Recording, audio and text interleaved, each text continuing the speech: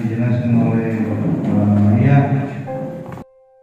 Assalamualaikum semuanya, jangan lupa untuk selalu tersenyum dan bahagia. Oke gas bab 14-15. Terpikat pesona CEO cantik. Di meeting room, sudah terkumpul 5 orang pemegang saham.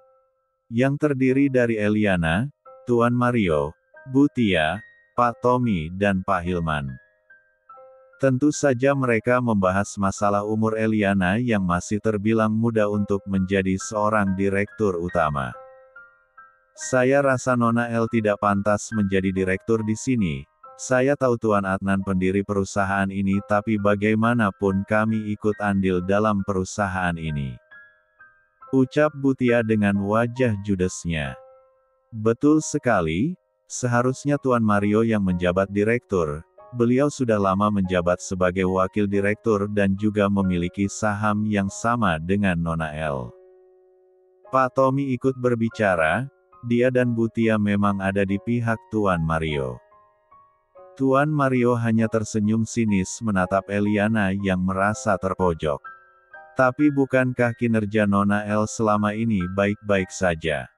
Kita rasa tidak perlulah memandang dari faktor umur. Pak Hilman mencoba untuk membela anak dari sahabatnya itu. Tapi dia sudah melanggar janjinya untuk menikah di usia 22 tahun. Sesuai kesepakatan, itu artinya Nona El harus segera menyerahkan jabatannya. Kata Butia lagi. Eliana tidak mungkin membiarkan Tuan Mario berkuasa di Alaska Corp. Dia mencoba menyikapinya masalah ini dengan santai. Dia menghela nafas sebentar. Saya memiliki calon suami, karena dia sibuk sekali jadi kami belum bisa melaksanakan pernikahan kami di waktu yang dekat. Eliana terpaksa berbohong. Tuan Mario tidak mempercayai ucapan Eliana, dia sangat tahu sekali Eliana tidak pernah berkencan. Om sangat tahu kamu tidak pernah berkencan El. Eliana tersenyum sinis, apakah Om selalu memperhatikan saya? Saya rasa masalah itu sangat privasi antara saya dan calon suami saya. Tidak mungkin saya harus melaporkannya pada Om dengan siapa saya berkencan. Tuan Mario menatap tajam ke arah Eliana. Baiklah, kalau memang ucapan Anda benar, kami beri waktu 1 minggu. Jika dalam 1 minggu Anda belum menikah juga, maka Tuan Mario yang akan menjadi direktur di sini. Kata Pak Tommy. Eliana terbelalak mendengarnya, bagaimana bisa dia mencari calon suami dalam waktu 1 minggu, tapi Eliana memang tidak ingin terlihat lemah dan gugup, dia selalu berusaha bersikap elegan, oke, tentu saja. Setelah meeting selesai, ketiga pemegang saham telah pergi, yang tersisa tinggal Eliana dan Tuan Mario. Jangan berbohong El, Om tahu kamu belum memiliki calon suami. Tuan Mario sangat tahu Eliana pasti berbohong masalah itu. Om tahu apa tentang saya? Saya pasti akan mengenalkan pria itu secara langsung pada Om. Eliana masih berusaha bersikap percaya diri sekali padahal calon suaminya entah siapa. Mengapa tidak dengan Juan saja? Juan sangat mencintaimu. Saya tahu itu. Tapi sampai kapanpun saya tidak ingin menjadi menantu Om Mario. Tuan Mario mengerutkan keningnya, dia merasa Eliana mencurigai dia adalah pembunuh Tuan Adnan, makanya Eliana menjaga jarak dengan keluarganya padahal dulu mereka sangat akrab. Mengapa kamu membenciku Eliana? Saya rasa Om juga tahu jawabannya, jadi Om harus mempersiapkan diri Om sampai waktunya tiba. Setelah berkata begitu, Eliana keluar dari meeting room. Dia berpapasan dengan Juan yang mungkin sudah lama dia diam di sana. Juan mengikuti Eliana, El kita harus bicara. Eliana dan Juan berada di restoran Alaska Star, yang kebetulan jaraknya bersebelahan dengan kantor utama. Juan memperkenalkan beberapa orang yang sudah diterima di bagian restoran itu. Pandangan Eliana fokus pada salah satu karyawan baru di sana, sepertinya dia pernah melihatnya tapi entah di mana. Eliana mencoba untuk mengingatnya lagi.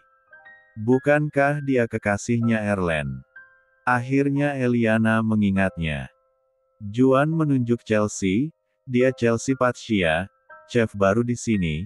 Kebetulan dia lulusan di Le Cordon Bleu Culinary Art di Paris, dan mendapatkan gelar diploma superior cuisine. Sudah dipastikan kemampuan dalam memasak tidak diragukan lagi. Chelsea tersenyum ramah pada Eliana.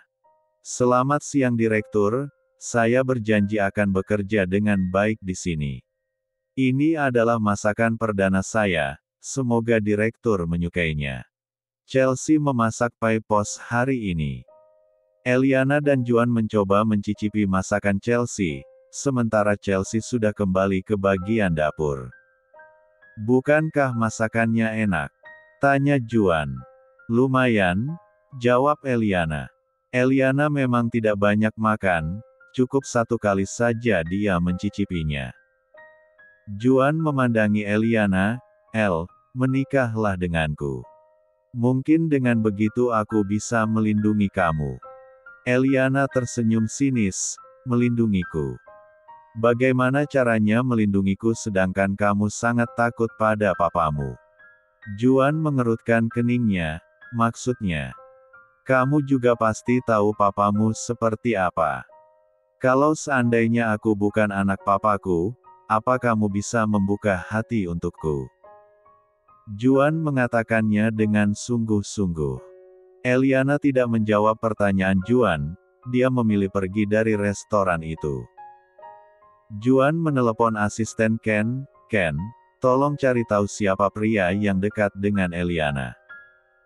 Juan tidak akan membiarkan siapapun merebut Eliana darinya. Apalagi saat dia mendengarkan pembicaraan Eliana di meeting room tadi bahwa Eliana memiliki calon suami. Bab 15. Sore ini Tuan Mario menjamu Butia dan Pak Tommy, salah satu pemegang saham di Alaska Corp, sementara Pak Hilman tidak bisa hadir karena tidak sejalan dengan mereka. Aku tidak akan percaya gadis angku itu akan menikah.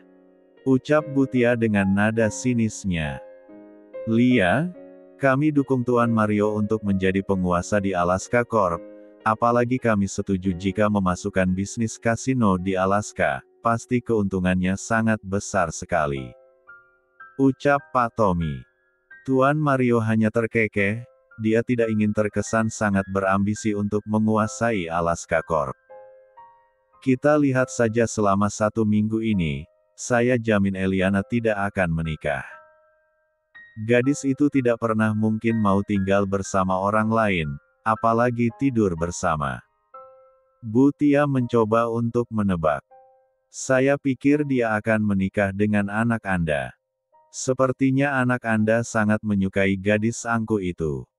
Tanya Pak Tommy pada Tuan Mario. Kalau saya bagaimana mereka saja, saya tidak ingin memaksakan kehendak saya pada mereka. Jawab Tuan Mario. Sebelum pulang, Eliana dan Miss Bona mampir dulu ke restoran Alaska Star, sambil membicarakan masalah rencana pernikahan Eliana yang belum diketahui siapa calon suaminya. Saat itu mereka makan sore di ruangan khusus VVIP, yang terjamin tidak akan ada yang mendengarkan mereka. 1 minggu lagi aku akan menikah, aku harus menikah sama siapa? Keluh Eliana pada Miss Bona. Miss Bona memperlihatkan sebuah album foto para pengusaha. Ini adalah daftar orang yang ingin melamar Nona, siapa tahu ada yang membuat Nona tertarik. Bukankah saya sudah menolak lamaran mereka? Saya tahu, tapi siapa tahu Nona berubah pikiran, mungkin saja ada yang menarik di hati Nona. Eliana menggelengkan kepala, enggak ada satupun yang menarik hati saya. Ya sudah kalau begitu dengan pria itu saja, apalagi Nona sudah berjanji akan menjadikan pria itu suami Nona. Eliana menghela nafas, dia sudah memiliki pacar, bahkan pacarnya karyawan di sini.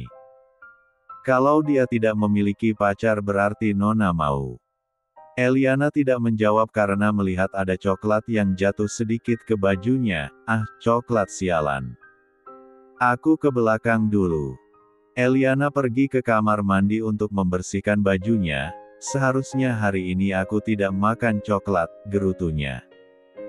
Eliana tidak sengaja mendengarkan percakapan 3 orang wanita di kamar mandi sana.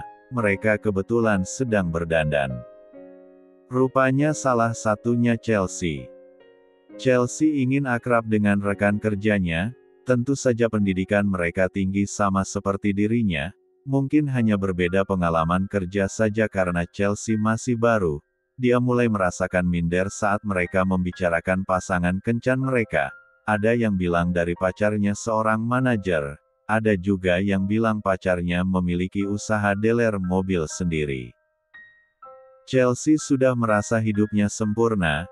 Dia bisa meraih impiannya bekerja di Alaska Corp.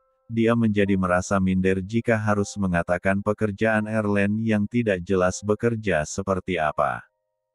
Apalagi mereka ingin melakukan triple date, Chelsea tidak mungkin mengenalkan airline. Siapa nama pacarmu Chelsea? Chelsea berpikir sejenak, Pacarku namanya Ruben, dia pemilik Laundry Kidana. Oh, Laundry Kidana? Itu bukan laundry yang biasa loh, malahan cabangnya banyak di kota ini. Aku kebetulan suka berlangganan ke sana. Seru Millie, dia chef juga di sana. Lia. Chelsea tersenyum penuh rasa bangga. Eliana yang tidak sengaja mendengarkan pembicaraan Chelsea, dia mengerutkan keningnya. Bukankah seharusnya nama pacarnya Erlen? Apa mereka sudah putus? Atau dia mendua? Drurt. Chelsea mendapatkan pesan dari Erlen. Sayang, bagaimana hari pertama kamu kerja? Semangat terus ya. Kalau ada waktu senggang ayo kita beli cincin untuk pernikahan kita. Hari ini kebetulan Erlen sedang bersiap-siap untuk bertarung lagi, karena dia memikirkan masa depannya bersama Chelsea. Dia ingin bisa membeli rumah yang layak untuk Chelsea. Dia yakin lamarannya akan diterima oleh kedua orang tua Chelsea jika masa depan Chelsea terjamin. Chelsea merasa dia memang harus memutuskan Erlen, karena dia merasa tidak ada kecocokan lagi dengan Erlen sekarang, apalagi jika rekan kerjanya tahu kalau pekerjaan Erlen seperti apa, harga dirinya akan rusak. Erlen merenggangkan tangan dan kakinya, dia harus menang hari ini, walaupun tubuhnya masih terluka, tapi beginilah pekerjaannya. Lu siap Tanya Rizal sambil memberikan air minum. Erlen meneguk minuman pemberian dari Rizal. Tentu saja siap. Drurt. Erlen mendapatkan pesan dari Chelsea. Dia tersenyum lebar mendapatkan pesan dari calon istrinya itu. Kak, aku minta maaf. Aku rasa aku tidak bisa melanjutkan hubungan kita. Masalah biaya kuliah, aku pasti akan menggantinya nanti, karena aku tidak ingin berhutang budi padamu. Senyum Erlen seketika menghilang, rasanya sangat tidak karuan, matanya berkaca-kaca, dia tidak mengerti mengapa tiba-tiba Chelsea memutuskan dirinya. Padahal dia tidak melakukan kesalahan. Sementara pertarungan telah dimulai. Ayo cepat Perkataan Rizal membuyarkan lamunannya. Erlen segera masuk ke arena pertarungan dengan perasaan tidak menentu. Mengapa Chelsea tiba-tiba memutuskan aku?